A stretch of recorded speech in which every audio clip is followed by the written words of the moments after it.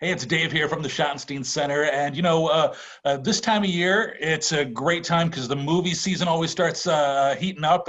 And boy, am I excited to be talking to our special guest here today, one of our great partners here at the Schottenstein Center, the Gateway Film Center. And joining us is their president, right?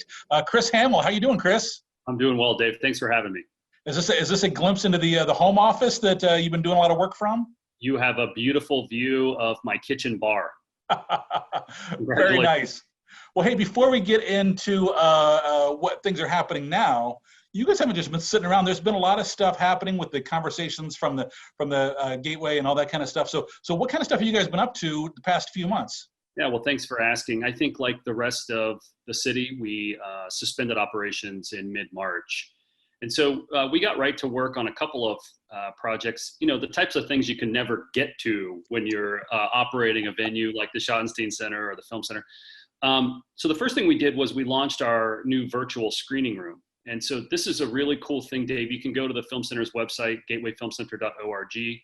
And inside the virtual screening room, you'll find 10 to 20 new independent festival type films that look like the programming people came to expect from the Film Center. Yeah.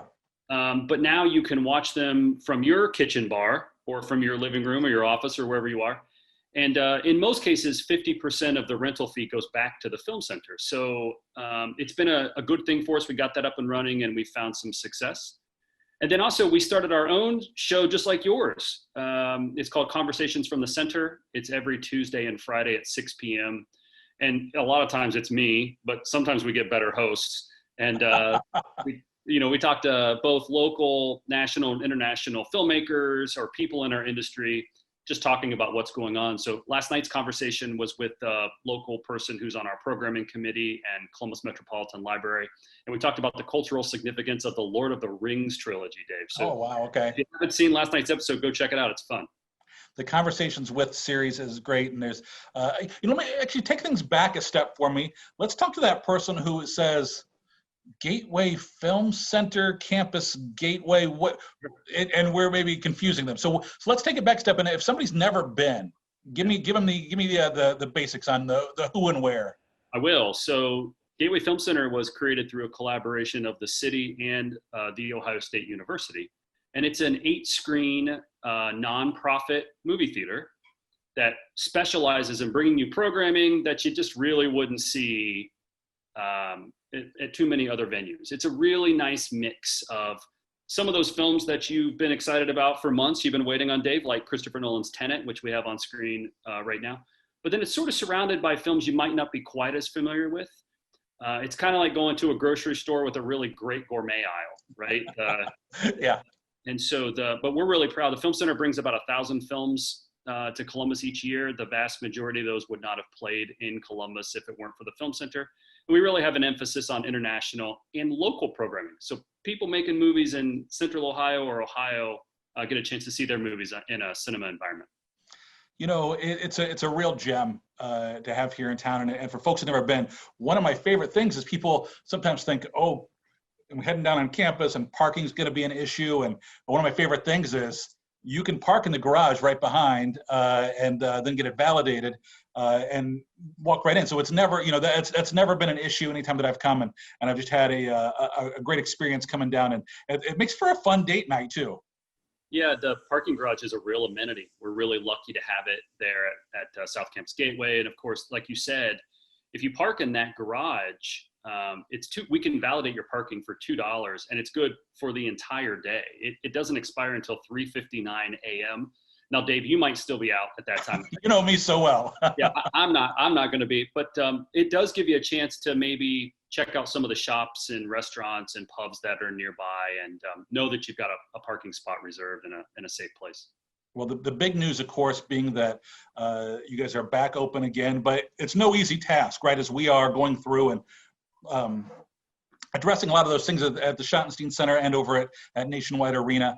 There's a lot of things that you guys have done to be ready for the reopening. So you mind talking me through some of the stuff you guys have kind of put in place, some of the changes? Absolutely. So I mentioned launching the virtual screening room and also our new conversations program. But to be blunt, what we were most focused on from March to August 31st was the safety and health of our patrons and our teammates when we reopened. So I think we've done things that are going to sound really familiar to you, Dave. We upgraded the filters on our HVAC to screen out more things that could potentially make you sick. We really revised our cleaning and sanitation processes. So I think this is going to be the silver lining for all of us because of the pandemic, is that probably all venues, yours and ours alike, probably got better at this, right? The cleaning and sanitation that we took seriously before, we take uber seriously now. Yeah, sure. And then the last thing, and I think it's going to take a while for audiences to get used to this, is we're not going to screen as many movies as frequently as people are accustomed to. So we've really abridged our movie schedule. So, Dave, you used to be able to come to the film center at 9 a.m. and at midnight, and there was always something going on. Right. Yes. For the foreseeable future, it's going to be more like, hey, there's movies around 7 o'clock, and on the weekends, there's some matinees, and there's big gaps in between because we're cleaning and sanitizing every seat in every screening room, regardless if a patron sat in it during their movie. So it just takes a long time to do that effectively, but I'm proud of it. And I feel like we've created an environment that is safe for our teammates and our patrons, and we're going to keep learning and getting better as we go along. Yeah, sure. And so what's the if I can ask, what's the mask policy these days? Should I keep my mask on while I'm watching the movie? Yeah. So I think the first part of it is the state mandate. So if you're in public and you're not consuming food or drink, you need to have a mask on. And so we are requiring patrons to adhere to that. So when you're in the lobby or you're in the common areas, the restrooms, we haven't opened the restaurants in the film center. We probably won't in 2020. But when you're in the concession area, you need to have a mask on at all times. When you're in your screening room, once you get your popcorn and your soda or a beer or a cocktail, whatever you're having, of course you can pull down your mask, take it off, consume that while you're watching the movie. But when you're finished with that, yes, you should put your mask back on. And honestly, we haven't really had anybody challenge us, Dave. It's been a very cooperative audience so far. Yeah, I mean, it's the whole thing, man. Is we're blessed to be able to go back to the movies, and so I think we should all be respectful for that. And again, I appreciate you guys paving the way because audiences can get used to that. We'll be hopefully hosting some audiences of our own here soon. Hey, I don't want to put you on the spot here and hit you with a really kind of uncomfortable hard question, but I'm going to do it. Explain Tenet to me.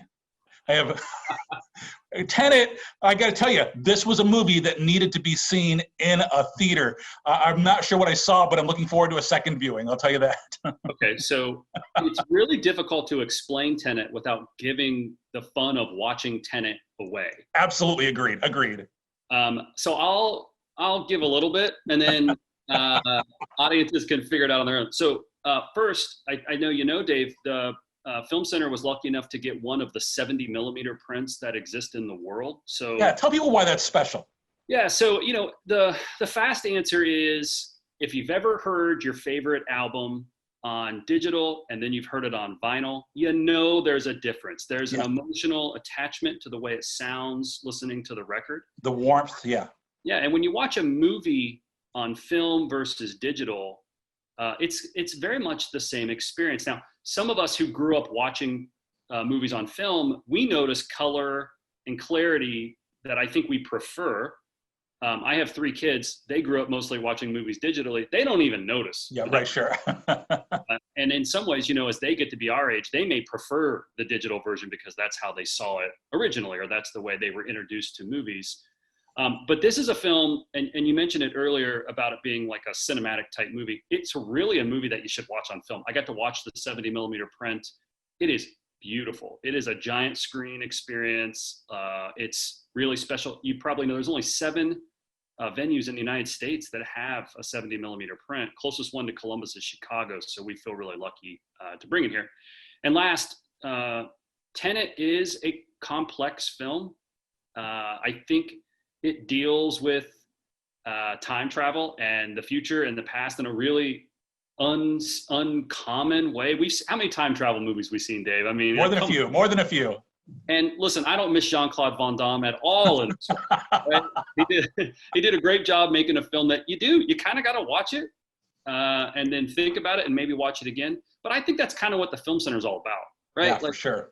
Go watch a movie. It's fun and loud and cool. And then afterwards, like, watched it with your friend or your spouse or whomever, like, go talk about it. It's a fun way to see a movie. This is a movie that I saw with my son. He's a senior in high school. We've not stopped talking about it for days. Every day we're like, okay, but how did, and okay, then if. So, but with the sound and Christopher Nolan, the controversial or not, he has a sound that is unique for his filmmaking style. And again, begs to be heard in a theater. And boy, I'm so glad you guys are doing that. So if somebody wants to do that, are you guys doing reserved seats? How do people get tickets? How do they find out show times? What's the best way for people to find out what's playing? Because again, it's not the usual lineup. Yeah, I'm really proud of how we did it, Dave. And so far, I haven't seen anybody else do it the way we did. So we are reserved seating now, but we're putting you in pods with a guest. So if you and I went together to see Tenet for our second or third viewing, we can sit together, but no one will sit in front of us, behind us, or on either side of us. So we are grouping in seats in pairs of two. If you go by yourself, you don't have to buy both seats. We're just going to sacrifice that potential sale to make sure you stay safe. But yes, it is reserved seating. People should go to our website, gatewayfilmcenter.org. On the site, you can actually see the map of each screening room, and you can pick where you want to sit. Get your tickets in advance so you can avoid using cash and also limit your transactions with our team. And also, you can bring it in with the barcode on your phone or your reservation. You don't have to go to the ticket center anymore. We'll just catch you right in the front of the lobby and let you go on in. That's great. Anything else people should know before they come out? Or maybe can you give us a preview of anything coming up in October? Yeah, so there's two things I'll say about that is we're being conservative with how quickly we program new titles. There's a backlog of films we've been desperate to bring to Columbus. So this virtual screening room that I mentioned earlier on the show is a great way for us to bring films in that we don't want you to miss, but you can watch them and still support the center. But I can preview a little bit of October for you. So I think there's a film that people are going to be really excited about. It is the remake of Candyman. It's been delayed for quite some time. It is going to make its way to Columbus at the Film Center in October. Looks amazing. If you haven't seen the trailer yet, Dave, go check it out. And then a thing that our patrons love is every year we do our Alfred Hitchcock retrospective, which we call Hitchcocktober. And I announced on Conversations last night, we're excited it will be returning for 2020. We weren't sure with the pandemic, but this will be our 11th year of Hitchcocktober. It's one of our most attended and beloved programs. And our lineup announcement will be next Friday. So stay tuned. There's a lot of really great Alfred Hitchcock films. Gonna watch a lot of them on film this year. So it'll be an exciting Hitchcocktober for sure. That's great. Really looking forward to that. Again, so if people want to check out Conversations With, go to Gateway. They want to check out the virtual screening room. They want to buy tickets or check out showtimes. The website is the place to go. Give us that address one more time. Yeah, absolutely. And also, if they want to make a donation or they just want to learn about more, like you asked me a really nice question, like tell us about the Film Center. If they want to learn more, our story is there. It's at gatewayfilmcenter.org. Chris, a pleasure talking to you. Congratulations. Looking forward to seeing you back there at the movies. Dave, thanks so much for having me.